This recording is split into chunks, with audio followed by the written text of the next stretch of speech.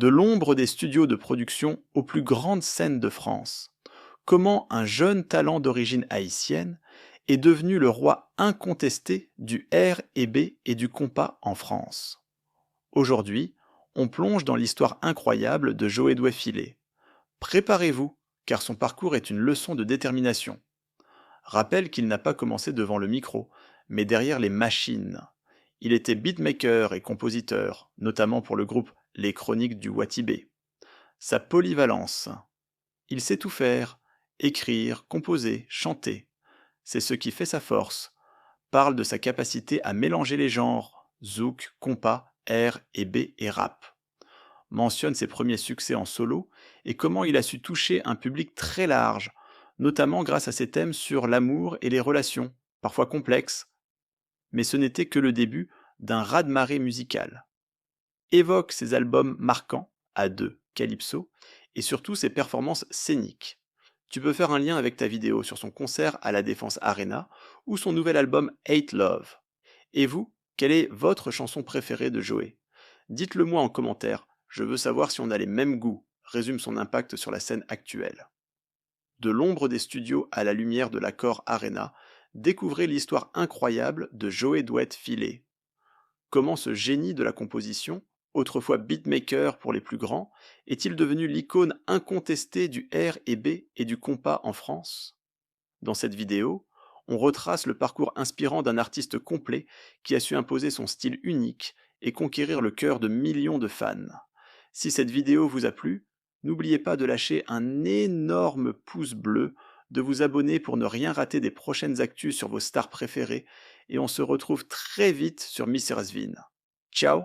De l'ombre des studios de production aux plus grandes scènes de France, comment un jeune talent d'origine haïtienne est devenu le roi incontesté du R&B et du compas en France. Aujourd'hui, on plonge dans l'histoire incroyable de Joe Douai-Filet. Préparez-vous, car son parcours est une leçon de détermination. Rappelle qu'il n'a pas commencé devant le micro, mais derrière les machines. Il était beatmaker et compositeur, notamment pour le groupe Les Chroniques du Watibé. Sa polyvalence.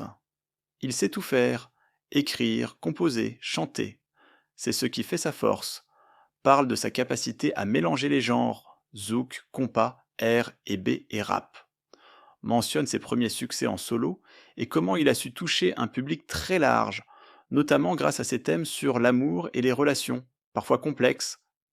Mais ce n'était que le début d'un raz-de-marée musical.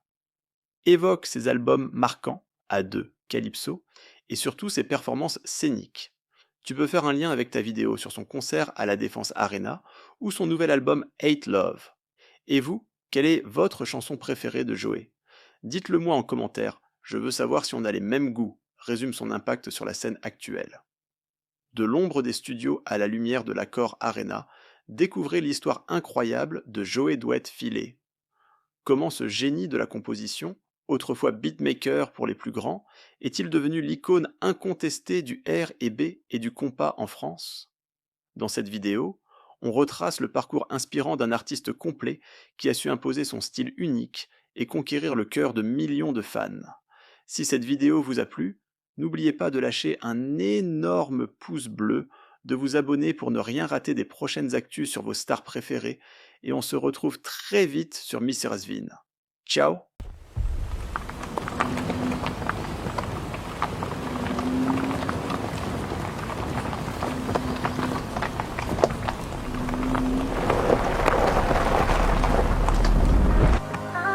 Il y a un moment de ta vie où tu te poses un nombre incalculable de questions sur plein de trucs. À ce moment-là, c'est toi face à toi-même. Et tu le comprends vraiment quand tu vois que personne d'autre que toi peut te donner la réponse. Mais la question qui m'a le plus hanté, c'est: est-ce que t'es une bonne personne? Comment être une bonne personne quand t'as l'impression que toutes celles qui t'entourent sont mauvaises et nocives? Quand t'as l'impression que l'amour qu'on t'a donné était maquillé de haine et d'envie? Quand on t'a fait croire qu'aimer, c'est forcément beau et que ça finit toujours bien? J'ai vécu tout ça et malheureusement, ça a complètement changé ma vision de l'amour. Moi, je pense plutôt que l'amour qui fait le plus mal, c'est pas celui qu'on perd. C'est celui qui reste en nous et qui se transforme en rancœur. Hate love, il y a toujours un peu d'amour dans la haine. Et parfois, Assez de haine pour tout briser. I know, man. I know, man. Je sais que t'as trop mal. Tu as tes trop mal.